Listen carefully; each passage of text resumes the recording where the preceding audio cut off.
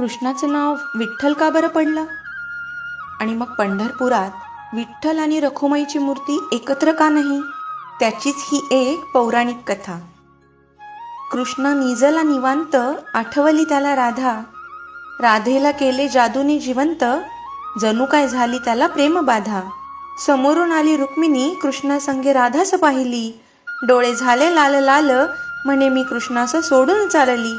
कुठे गेली रुक्मिणी कोणास बाई ठाऊक, कृष्ण भटकतोय तिला शोधत, होऊन व्याकुळ भाऊक.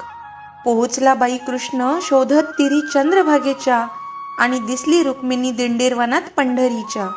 कृष्ण मनवितो रुक्मिणीस, पण ती रुसलेली फार. म्हणतो कसा, अग रुक्मिणी कसा करू मी तुझ्या विना वैकुंठाचा संसार. रुक्मिणी नाराज, त्यातच कृष्णास आठवे भक्त एक थोर. नाव त्याचे पुंडलिक, लय गुणाचं ते पोर. पुंडलिकाच्या घरी आली कृष्णाची ग बाई स्वारी. पुंडलिक करीतो आई बापाची सेवा, ठेवून उभा विटेवर कृष्णाला दारी. वाट पाहता पाहता कृष्णाची मूर्ती राहिली, विटेमुळे विठ्ठल त्याची प्रचिती जाहली. 28 युगे झाली, लांब उभी राहून रुक्मिणी रुसवा तो धरी. अवघ्या भूमंडळाचा संसार बघत विठ्ठल उभा विटेवरी.